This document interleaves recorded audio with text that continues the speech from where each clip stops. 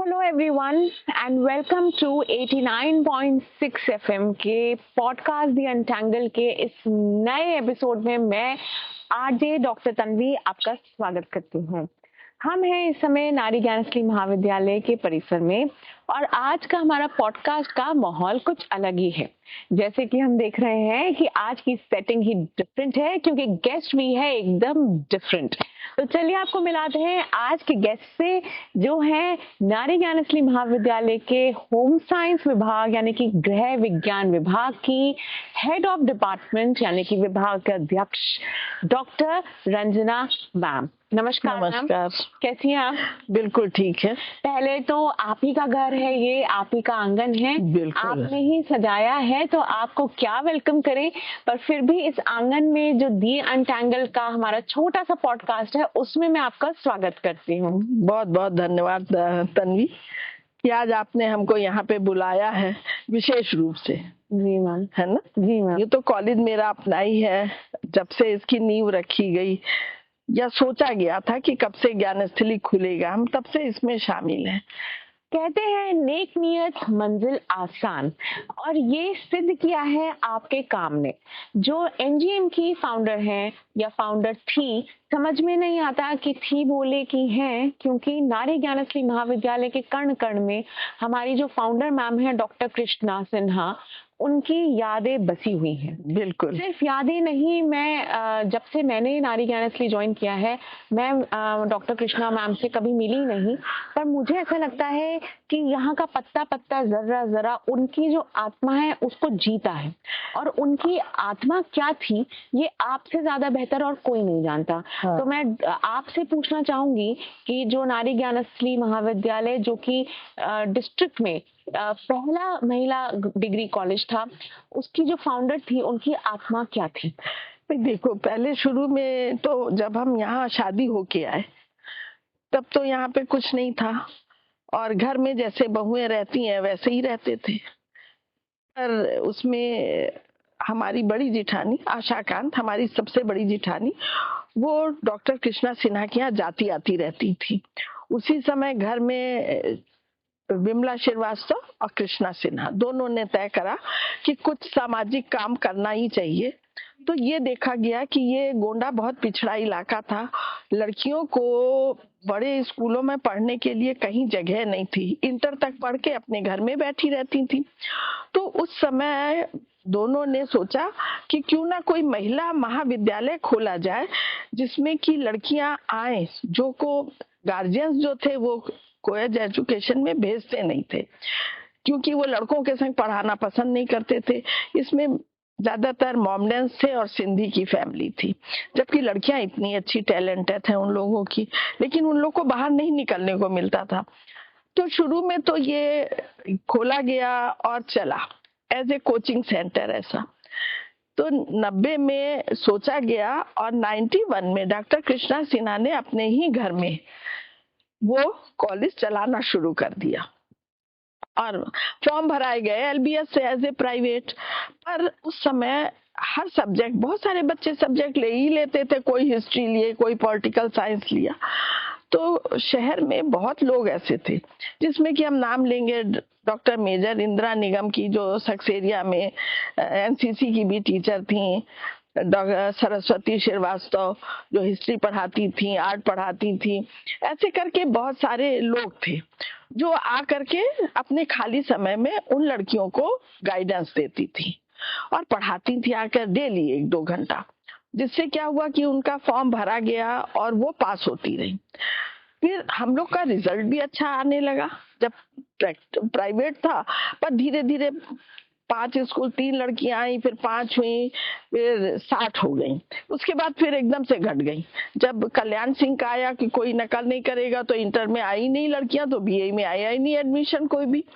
हम लोग लेकिन हम लोग अपनी मेहनत में लगे रहे काम करने में। तो हमने देखा डॉक्टर कृष्णा सिन्हा की एक अलग सोच थी उन्होंने जो था, अब हम लोग को कि इंग्लिश मूवी देखो, अब इंग्लिश तो इतनी आती ही नहीं थी, तो कहा तो वो बैठती थी, पहले पूरी स्टोरी बता देती थी कि देखो यहाँ ये होगा वो होगा। बहुत सारी हम लोग ने इंग्लिश मूवी देखी और लड़कियों को बुला के बिठाते। उस समय वीसीआर चलता था, ये तो था नहीं। तो उसके बाद जो था, बच्चे बड़े शौक से आते थे। फिर उन्होंने उसी समय सोचा कि लड़कियां आती हैं, कुकिंग में कुछ करा जाए। तो सुधा मोहन यहाँ की थी, उनकी कुकिंग भी बड़ी अच्छी थी, उन्होंने उनको बुलाया। तो बहुत सारी लेडीज जो थी वो स्वेच्छा से इस कॉलेज से जुड़ती चली गई। बिल्कुल, क्योंकि सोच अच्छी थी, नियत अच्छी थी और काम भी बहुत अच्छा था, पाक पवित्र था, तो कौन नहीं जुड़ेगा। तो जैसे बच्चियों को बुलाकर फिर इंग्लिश फिल्म भी दिखाई जाती थी ताकि वो अंग्रेजी बोलना सीखे, उनको फ्लुएंसी आए, नहीं वो जाने कि बाहर दुनिया में क्या क्या हो रहा है। वो बच्चे तो घर में ही बैठे रहते थे। कहते हैं कि अगर बाहर की दुनिया से रूबरू होना है या तो किताबें पढ़ें या मूवीज देखें या फिर ट्रैवल करने जाएं। तो ट्रैवल करने का तो गोंडा की लड़कियों के पास ऑप्शन नहीं था, तो आप लोगों ने सोचा कि उनको मूवी दिखाते हैं। हाँ, मूवी दिखाई, फिर कुकिंग सिखाया। फिर जैसे हम आए थे तो हमारी जिठानी ने हमको कहा, तो तन्वी जैसे हमने मेरी एजुकेशन पूरी कानपुर की है, तो हम लोग जिस स्कूल में पढ़ते थे उसमें खाना बनाना है, सिलाई कढ़ाई पूरा, अगर होम साइंस है तो पूरा था। अब आजकल की तरह नहीं है कि नई टीचरें सिखाती, पहले बकायदा एक पीरियड होता था। और हमने तो 8th तक कुवैत में पढ़ा है, तो लड़के भी खाना बनाते थे, कढ़ाई भी करते थे, सिलाई भी करते थे। ये नहीं है कि लड़के अलग थे, वो भी वही काम करते थे। और बाद में तो भाई जैसे अब होम साइंस का था तो पट्टी बांधना, अब यहाँ पे जैसे फर्स्ट एड है, कोई पट्टी बांधना है, डॉक्टर्स तक या कंपाउंडर तक कोई नहीं जानता, नहीं क्रॉस करके वी करके पट्टियां सिखाई जाती थी, कढ़ाई कराई जाती थी, कैसे नीचे गांठ मत डालो। तो बहुत सारी चीजें हम लोग ने सीखी और टीचर भी बड़ा अच्छा सिखाती थी जी। तो ये तो है कि शुरू की जो सिखाई थी, तो यहाँ पे जरूरत थी कि कोई ऐसा मिले जिसको सब आता रहे। अच्छा, होम साइंस में थे भी तो बस आ गए और जुड़ गए कॉलेज से, और 96 में हमारे कॉलेज को मान्यता मिल गई।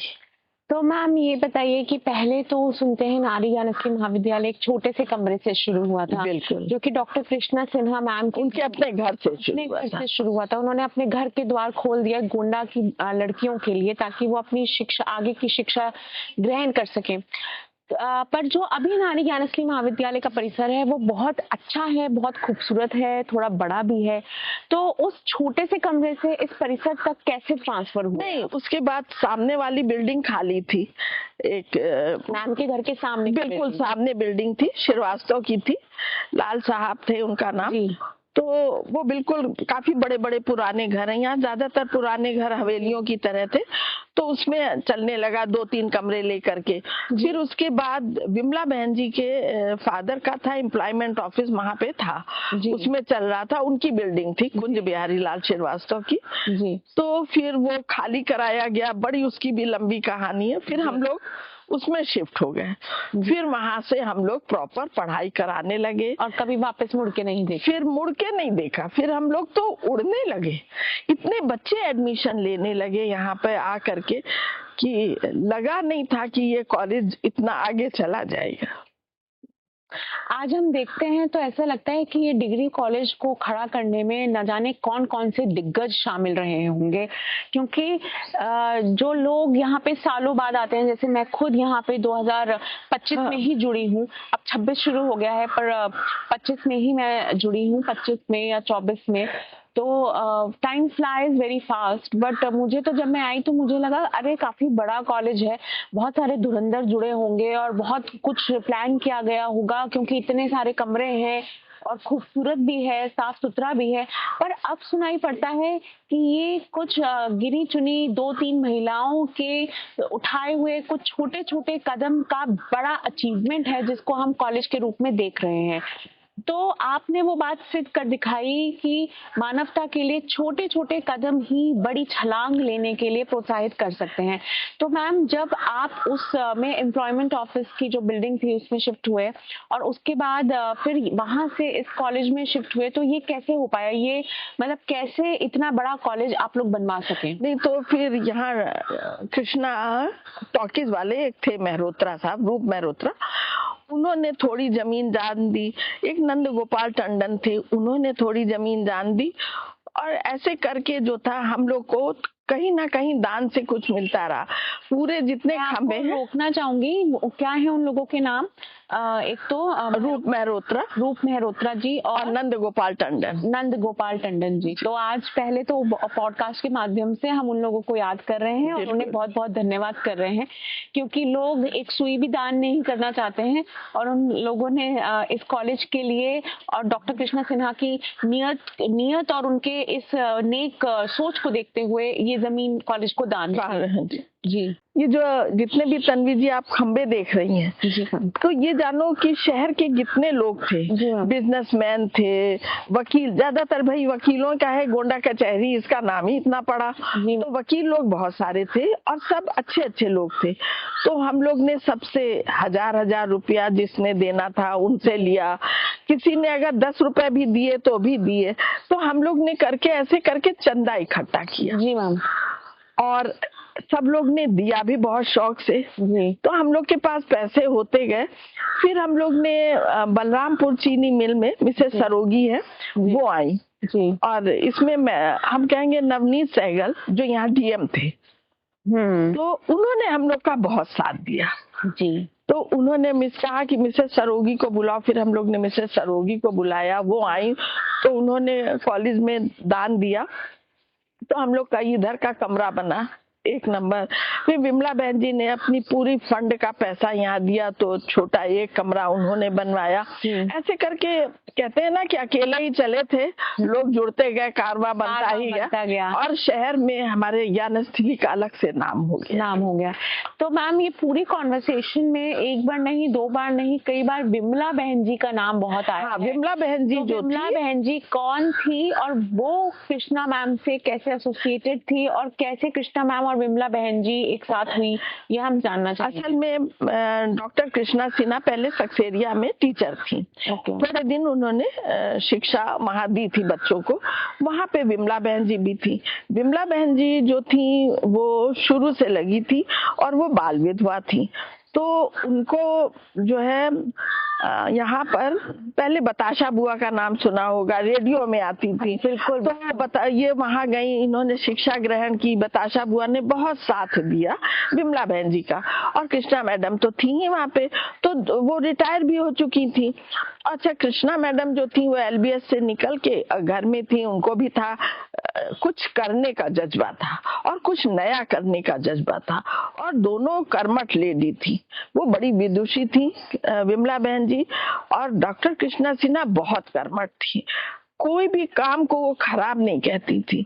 अगर नाली भी है तो अपने हाथ से साफ करने लगी, झाड़ू लगानी रहती थी, जमादार नहीं आया, हम लोग इंतजार करते हैं कि कमाल आए झाड़ू लगाए, पर वो झाड़ू लेके खुद लग जाती थी कि कॉलेज गंदा नहीं रहेगा। तो विमला बहन जी और दोनों लोग का बड़ा साथ था, दोनों ने बहुत काम किया इस कॉलेज के लिए, वो भुलाया नहीं जा सकता। जी बिल्कुल, और वो भूलेगा कोई है भी नहीं। और गोंडा का जो इतिहास है उसमें नारी ज्ञानस्थली महाविद्यालय का अपना स्थान है। पहला डिग्री कॉलेज जो सिर्फ और सिर्फ महिलाओं के लिए था, पहला महिलाओं का डिग्री कॉलेज। तो मैम, सुनते हैं कि ये जमीन तो थोड़ी थोड़ी आपको पता है कि दान में दी गई, तो सुनते हैं कि कोई रास्ता नहीं था। दुखरनाथ महादेव का जो मंदिर है उसके बगल से ये जो छोटी सी संकुचित सी गली है, जिसमें अब बहुत बड़े बड़े अस्पताल भी खुल रहे हैं और डिग्री कॉलेज भी है। देखने में लगता ही नहीं है कि इस छोटी सी गली में 3 अस्पताल और डिग्री कॉलेज और न जाने कितने घर बने होंगे। तो ये रास्ता नहीं था। और कहते हैं कि जहां तक मैंने सुना है, मेरा भी अब 2 साल का एसोसिएशन इस कॉलेज से हो चुका है। मैंने 2024 में ज्वाइन किया था।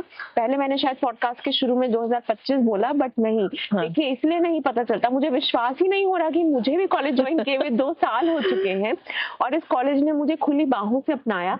और इसीलिए मैं कह रही हूँ कि मैं डॉक्टर कृष्णा सिन्हा मैम से मिली नहीं, पर मुझे ऐसा लगता है इस कॉलेज का कण कण उनकी आत्मा को जाहिर करता है, और उनकी आत्मा थी हमेशा नेक नियत मंजिल आसान और कोई अच्छा काम करते जाने की।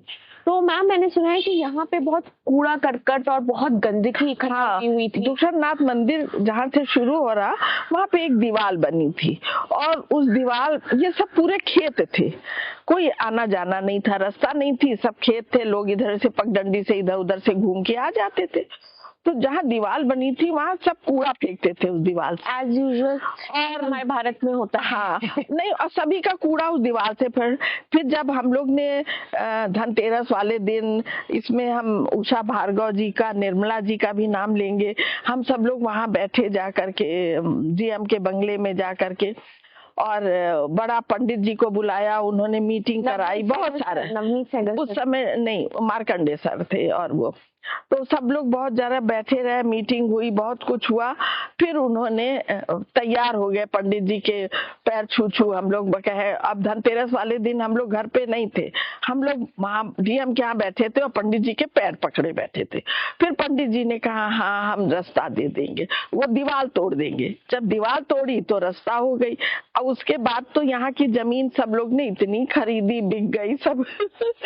अब तो खैर बहुत ज्यादा विकसित है। मतलब नारी ज्ञानश्री महाविद्यालय ने इस जगह की किस्मत बदल दी, कीमत एकदम बढ़ा दी, लोगों की किस्मत बदल गई, ये तो है ही। खैर तो फिर मैंने सुना है कि जो शुरू के टीचर्स थे, खुद उन्होंने अपने हाथों से कूड़ा उठा उठा के, बिल्कुल, हम लोग ने ईंटें तक उठा उठा के दी हैं मजदूरों को। हम लोग फावड़ा चढ़ा के गड्ढा कर, कौन सी बड़ी ताकत थी हम लोग के, लेकिन जितना था उतना हम लोग सब काम करते रहते थे। गिट्टी तोड़ते रहते थे, शाम के समय भी आ जाते थे, कुछ ना कुछ हम लोग करते ही रहते थे।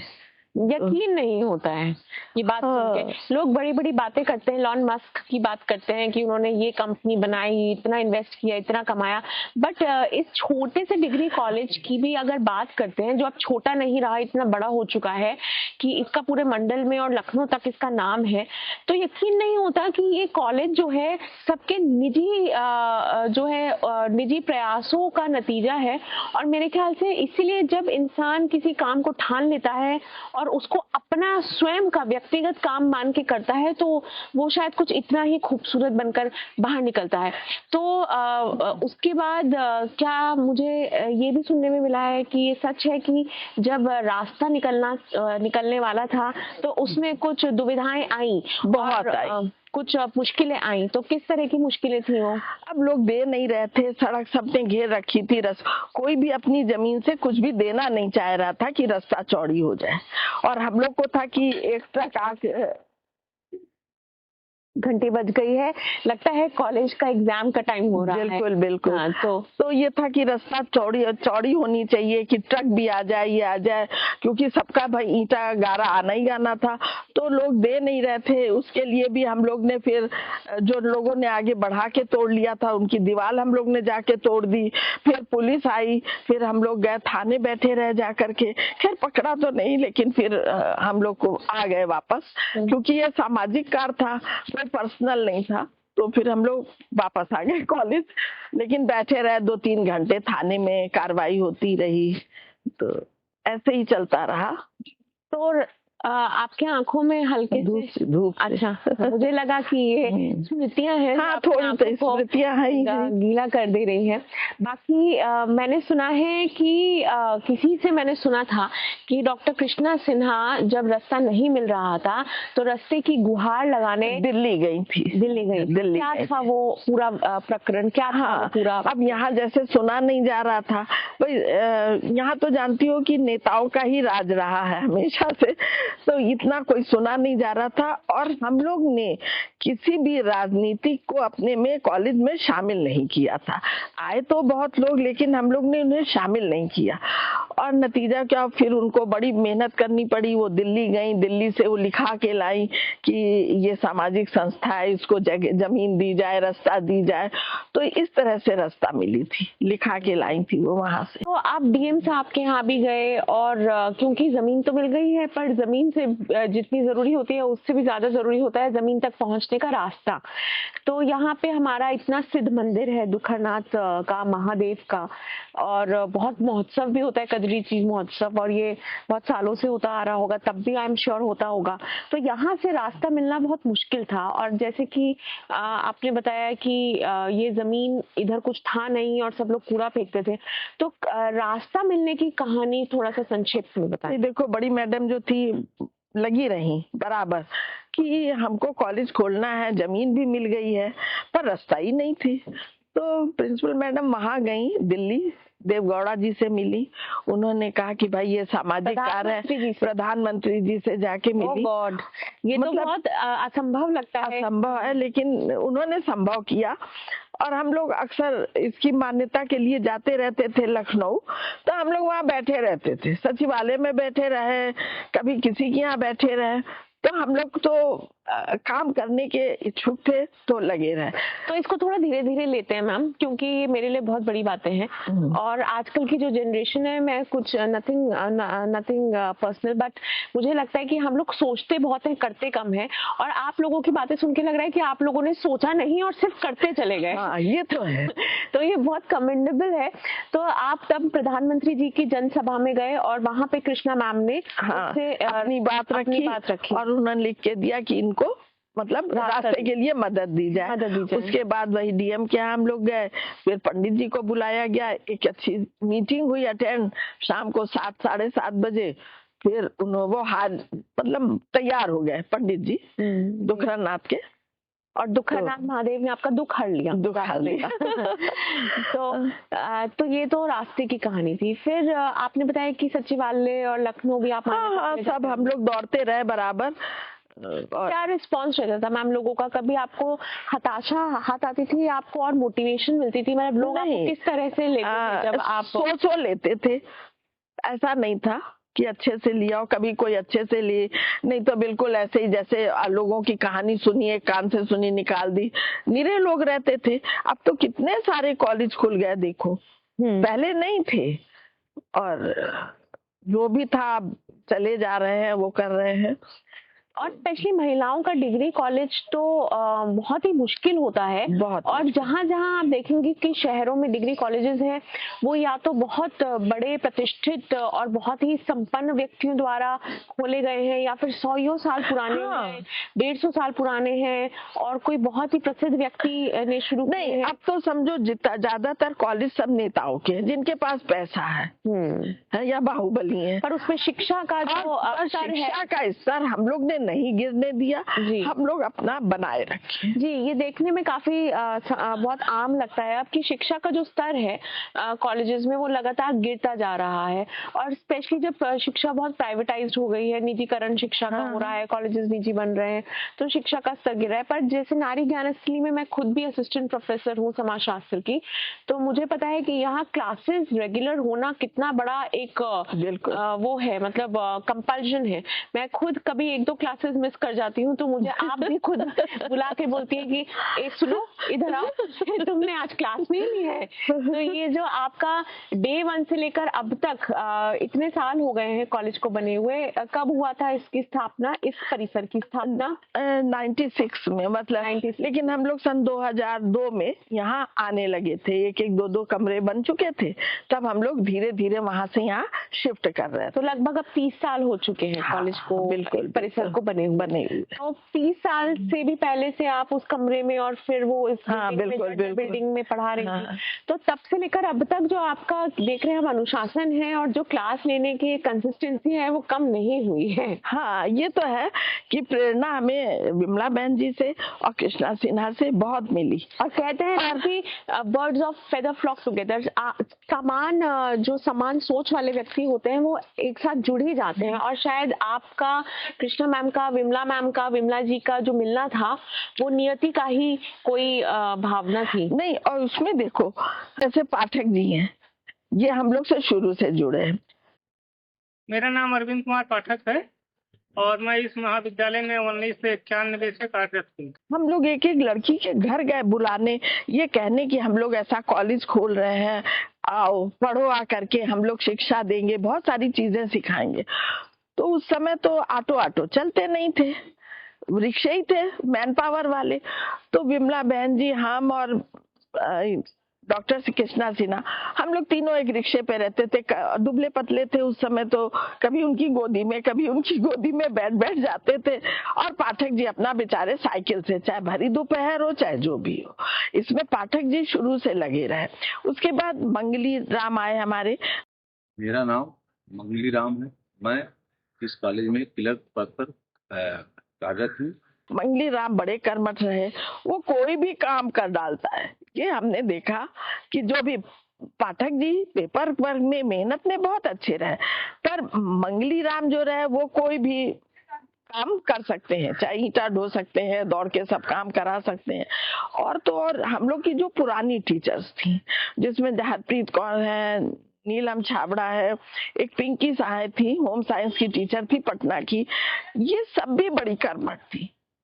लवली थी, ममता, तो ये सब भी बहुत काम करती थी। हम लोग कोई ऐसे बैठते नहीं थे।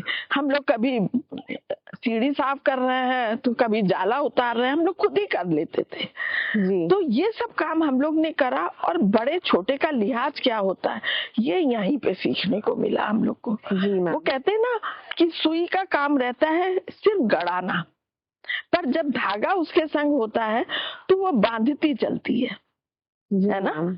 तो वो सिलने का काम, रफू करने का काम सुई के संग धागा भी करता है।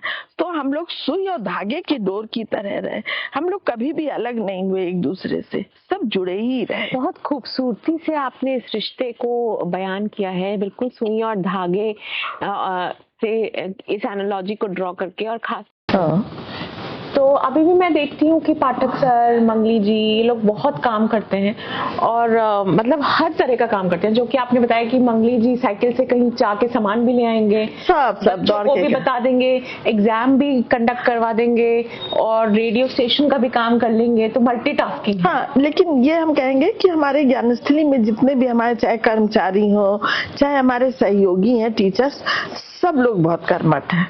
ज्ञानस्थली के प्रति तो सभी समर्पित हैं। इन लोग को छोड़ नहीं सकते, क्योंकि इन लोग के बिना हम लोग का काम नहीं चल सकता। भले हम लोग कितनी भी मेहनत कर लें, पर अगर हमारे जो 4th क्लास एम्प्लॉय नहीं है तो कुछ नहीं है। तो अब हम लोग के तो ये रहा कि जब कृष्णा सिन्हा नहीं रही, विमला बहन जी पहले ही निकल गई थी, नहीं रही थी, वो बुजुर्ग थी। उसके बाद तो फिर उनकी बेटी आरती सिन्हा जो प्रिंसिपल बनी, जो संभाल रही हैं, आनंदिता रजत जो रही। हालांकि वही है कि वो सुई वाली बात कही कि सुई कहीं गड़ी है, पर हम लोग भी धागा लेके चल रहे हैं। तो अभी देखिए, अब हमने पॉडकास्ट की जगह बदली है, क्योंकि हम महसूस तो कर रहे थे, और फाउंडर मैम का यहाँ पे एक बहुत ही खूबसूरत सा फ्रेम भी लगा हुआ है, और कुछ स्मृतियां लगी हुई हैं फाउंडर मैम के फ्रेम के बगल में, जो कि कुछ इवेंट्स हुए हैं, उनकी स्मृतियां हैं। तो अभी कॉलेज जो है वो एक ऐसे पड़ाव पर है जहाँ पर कॉलेज जो देश और विदेश में होने वाले बदलाव हैं उनका साक्षी बन रहा है, जिसमें कि प्रोफेशनल कोर्सेज बहुत ज़्यादा आ रहे हैं, और जो कन्वेंशनल BA MA है वो बहुत कम हो गया है। तो ऐसे में कॉलेज किस तरह से अपनी स्थिति को बनाए रख रहा है? देखो, ये तो है ही, अच्छी शिक्षा तो होनी चाहिए। हम तो सब लड़कियों से कहेंगे, प्रोफेशनल चीजें अलग हैं, चाहे ITI कर लो, चाहे पॉलिटेक्निक कर लो। अगर बच्चे BA नहीं करोगे, डिग्री तुम्हारे पास नहीं है, तो तुम बेकार हो। तुम्हारे से जिनके पास डिग्री हो तुमसे आगे निकल ही जाएंगे जी, है ना। एक डिप्लोमा और डिग्री के तो अंतर है। बहुत अच्छी बात आपने बोली, क्योंकि आजकल लोग सब प्रोफेशनल के पीछे भाग रहे हैं, तो वो एक एडिशनल जरूर है, बट एक जो कन्वेंशनल डिग्री है उसका कोई कोई तोड़ नहीं है। और डिग्री होना सबके लिए बहुत जरूरी है, हर लड़की को चाहिए। और हम तो इसीलिए कहते हैं कि चाहे जो भी लड़कियां हो, वो ज्ञानस्थली अगर गोंडा की हैं तो ज्ञानस्थली में आके शिक्षा जरूर लें। डिग्री होना बहुत जरूरी है। यहाँ से इतनी अच्छी अच्छी लड़कियां पढ़ के गई हैं, कोई देहरादून में नौकरी कर रहा है, कोई सरदार पटेल में, वो है हमारी वंदना मिश्रा, वो हमारी स्टूडेंट है। तो बहुत सारे बच्चे अच्छी अच्छी जगह नौकरी भी कर रहे हैं और अच्छी लाइफ जी रहे हैं। एक तो हम लोग जो है कॉलेज में यथार्थवादी जो है वो सिखाते हैं कि कैसे लोग, रामचंद्र जी तो आदर्शवादी थे, हैं? जिस समय उनका विवाह हुआ तो उनकी माँ ने कहा कि तुम चले जाओ गद्दी छोड़ के। भले सगी माँ ने नहीं कहा था, लेकिन माँ का दर्जा तो था ही था, और वो चले गए। जिस समय उनको था कि वैवाहिक जीवन व्यतीत करते, वो चले गए। अब तुम कृष्ण जी को देख लो, है ना, कृष्ण जी यथार्थवादी थे ना। तो वो देखो, जन्म कहीं और लिया, पले कहीं, बड़े कहीं हुए, कहीं के राजा बने, सब कुछ को तो वो छोड़ते चले गए। तो हम तो लड़कियों से यही कहते हैं कि आप जो कुछ भी है, आगे इंटर तक आपने जो भी कर लिया, पर बीए में आप आइए और कहीं से भी शिक्षा तो जरूर ग्रहण करिए। बीए की डिग्री आपके लिए बहुत जरूरी है। आप चाहे कंप्यूटर कर लीजिए, चाहे कहीं कुछ कर लीजिए। और इसीलिए आज भी जो बड़े और प्रतिष्ठित एग्जाम है, जैसे कि यूनियन पब्लिक सर्विस कमीशन, बिल्कुल सब कहते हैं कि एक ही वरीयता है, एक ही एलिजिबिलिटी है कि आपका ग्रेजुएशन होना चाहिए। तो ये बिल्कुल आपने सही बात कहा। बदलते समय में हमको ऐसा लग रहा है कि डिग्री जो है वो प्रासंगिकता हो रही है, पर ऐसा बिल्कुल नहीं है। बिल्कुल डिग्री की जो पोजीशन है वो यथार्थ है, बिल्कुल वो जैसे पहले थी वैसी ही अब है। इट्स जस्ट दैट उसके साथ साथ आपको और चीजों में भी कुशलता और कौशल हासिल करने का, स्किल हासिल करने का आपको साहस होना चाहिए और मेहनत एक्स्ट्रा करनी चाहिए आपको। तो मैंने देखा है कि ये कॉलेज एक छत्र छाया की तरह है, ना ही सिर्फ बच्चों के लिए, पर जो यहाँ के अध्यापक हैं उनके लिए भी। ये तो है कि ज्ञानस्थली से अच्छा प्लेटफॉर्म कहीं है नहीं, ना टीचरों के लिए ना लड़कियों के लिए। और यहाँ पे काफी कुछ एक्टिविटीज भी होती रहती है, बहुत सारी होते रहते हैं। हाँ? मैंने देखा है कि हर डिपार्टमेंट के कॉन्फ्रेंस अलग होते हैं, plus 89.6 FM community radio station है जहाँ पे वोकेशनल के कोर्सेज हैं।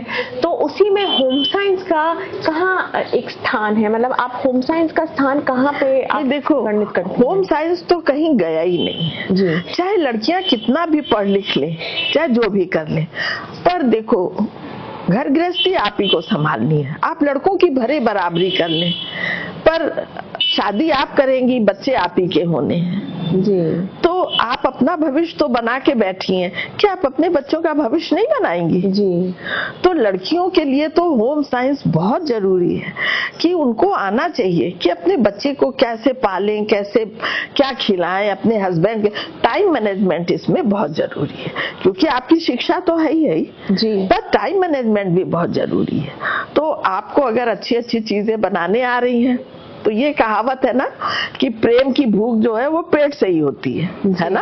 तो आप जो है जब अच्छा सा परिवार चाहती हैं, आपके हस्बैंड आपके पास रहे, बच्चा आपके पास रहे, तो जब तक आप अच्छी घर गृहस्थी नहीं कर रही हैं, अच्छा खाना नहीं बना रही, तो कैसे कोई करेगा जी? सब लोग। और जब घर से दूर रहने लगते हैं तो फिर बाहर में वो बात नहीं रहती है। मुझे ऐसा लगता है कि अब बदलते समय में होम साइंस की जो वैल्यू है वो फिर से पलट के बदलेगी, बढ़नी चाहिए, बढ़ेगी, क्योंकि अब क्या है कि अब हमको ये महसूस होने लगा है और रोज हम लोग ये फील करते हैं कि होम मैनेजमेंट दुनिया का सबसे मुश्किल काम है। और इसीलिए मुझे लगता है कि होम साइंस का अब एक नया अवतार और एक नया जमाना फिर से शुरू होने वाला है। बिल्कुल होना भी चाहिए। हालांकि अब थोड़ा सिलेबस बदल दिया है, लेकिन हम फिर भी कहेंगे कि थोड़ा सिलेबस चेंज करें। जैसे होम साइंस से संबंधित जरूर चीजें रहनी चाहिए। हर कोई बीएससी नहीं कर लेता है, बीए होम साइंस जरूर होना चाहिए, उनके लेवल का होना चाहिए सिलेबस, क्योंकि जो बच्चे पढ़ रहे हैं वो आम नागरिक के बच्चे हैं जी, है ना, जो फीस कम देना पसंद करते हैं, जो कुछ ही पढ़े हुए हैं, परिवार वाले नहीं पढ़े लिखे हैं जी, तो उनके लिए उसी हिसाब से सिलेबस होना चाहिए। बच्चे पढ़े, आगे बढ़े, सब लोग को है।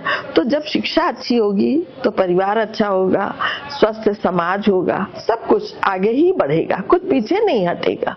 जी, बिल्कुल सही आपने बताया कि जब घर अच्छा होगा, क्योंकि हर चीज की शुरुआत घर से ही होती है, और जब घर वेल मैनेज्ड होगा, समय पे सब चीजें होंगी और सबका काम समय पे बन रहा होगा, तो आगे भविष्य सबका ही अच्छा होगा, बच्चों का भविष्य भी अच्छा होगा। और अगर घर ही मैनेज नहीं होगा तो दिक्कत होगी, क्योंकि लौट के घूम के आना तो सबको उस घरौंदे में, चाहे कहीं भी उतारो, कहीं भी हो, चाहे कितने दिन घूमा, थोड़े दिन बाद अपना घर ही याद आता है, भले चाहे जैसा हो, पर घर ही घर रहता है जी। तो अब ज्ञानस्थली भी आप देखो 89.6 FM यहाँ खुल गया।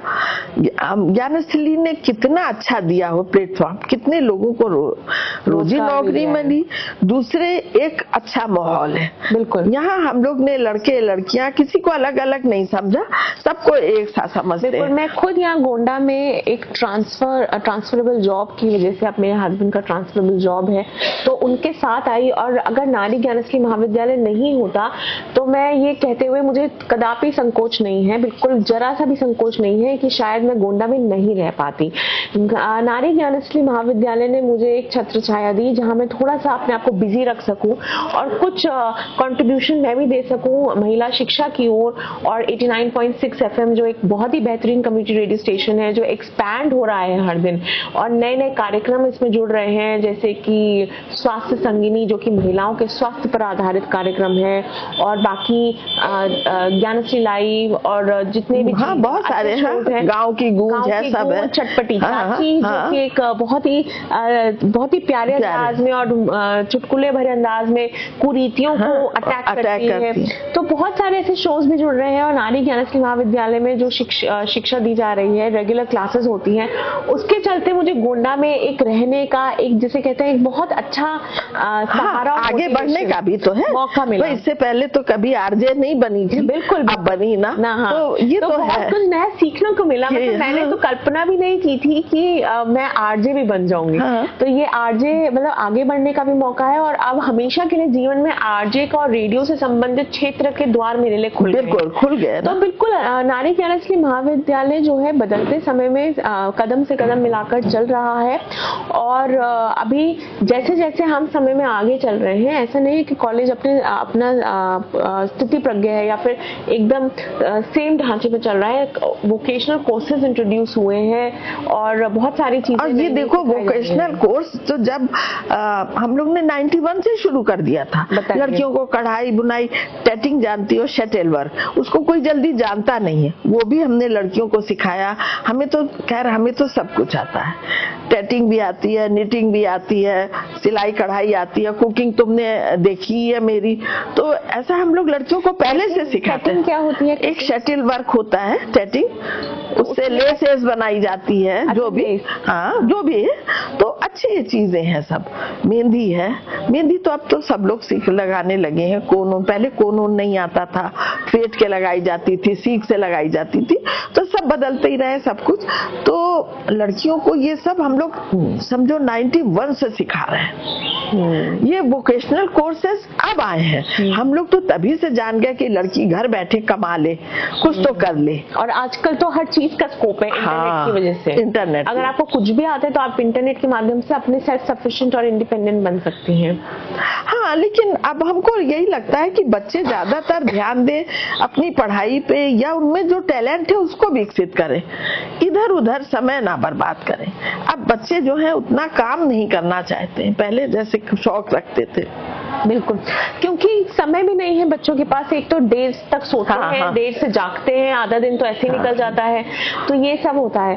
तो मैम, नारी ज्ञानश्री महाविद्यालय में काफी अधिकारी भी जुड़े हैं इस कॉलेज से, जैसे कि लगातार अधिकारी आते रहते हैं, और सारे डीएम जो भी आते हैं, इससे पहले नेहा शर्मा मैम थी, वो भी आती थी, और अभी प्रियंका मैम है, प्रियंका निरंजन, वो भी एक बार आ चुकी है। रोजगार मेला भी अभी लगा था एनजीएम में। साथ ही साथ जो एसपीज और डीएम्स दोनों हैं, काफी आते हैं, सब लोग आते हैं। अब देखो मार्कंडे सिंह थे, उनकी वाइफ थी, आकांक्षा समिति से उन्होंने हम लोग के कॉलेज में स्टेज बनवाया, मतलब। और स्वयं सिद्धा जो था, नवनीत सहगल की वाइफ वंदना सहगल ने, उन्होंने कॉलेज में लड़कियां ट्रेंड हो तो सिलाई मशीन दी। तो हम लोग को मतलब प्रशासन से बहुत सहयोग मिलता है जी। तो उसी दिशा में मैं आपसे पूछना चाहती थी कि क्या कोई ऐसी बात है जो आप प्रशासन तक या सत्ता पक्ष तक पहुंचाना चाहती हैं कि इस डिग्री कॉलेज के लिए, जो कि महिलाओं का पहला डिग्री कॉलेज रहा है गोंडा में, इसके लिए कोई सहयोग या कोई हाथ आप ऐसा बढ़ाना चाहें जिस हाथ को ये उम्मीद हो कि इस कॉलेज के प्रति किसी का कुछ ऐसा छोटा सा योगदान जो इस कॉलेज के लिए कुछ और बेहतर कर सकता है? अब देखो, सबसे बड़ी बात तो कि बच्चे हमारे कॉलेज में आने चाहिए पढ़ने के लिए। तो जितने भी इंटर कॉलेज हैं, हम लोग कोशिश करते हैं कि वो लोग आ ही जाएं, और प्रशासन तो साथ देता ही है। कहीं भी कोई जरूरत रहती है, हम लोग को इत्मीनान रहता है कि हम डीएम के यहाँ चले जाएंगे, एसपी के यहाँ चले जाएंगे, वो मेरी बात सुनेंगे। और तन्वी, वो लोग बात सुनते भी हैं, ऐसा नहीं है कि नहीं सुनते हैं। उसका कारण ये भी है कि कॉलेज की छवि बहुत अच्छी है। छवि भी अच्छी है, और फिर हम लोग अपने स्वार्थ के लिए पर्सनल तो जाते नहीं है, हम लोग तो जाते हैं सामाजिक काम के लिए, अपने काम के लिए तो जाते नहीं है। तो इसलिए प्रशासन भी लगा रहता है, सभी लोग करते रहते हैं काम।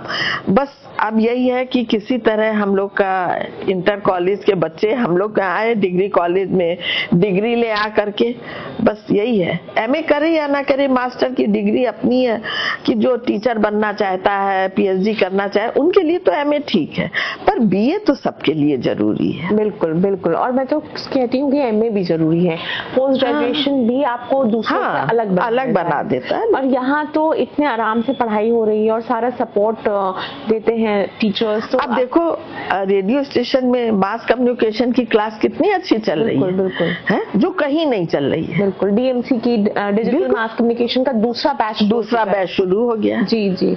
तो यही है कि कॉलेज जो है वो बदलते समय के साथ साथ अपने बदलते रंग भी दिखा रहा है, और कदम से कदम मिलाकर चल भी रहा है। चाहे वो डीएमसी की क्लास हो, चाहे वोकेशनल में रेडियो हो, जॉकी का कोर्स हो, या कोई और कोर्स हो। तो और साथ साथ डीएमसी की क्लास में मैंने देखा है कि कोडिंग भी सिखाई जा रही है, जो कि आजकल के लिए बहुत जरूरी है, और एआई के बारे में भी बताया जा रहा है। तो ये सब है।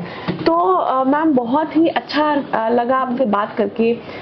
इस पॉडकास्ट को अब थोड़ा सा अंतिम छोर की ओर ले जाने का समय आ गया है।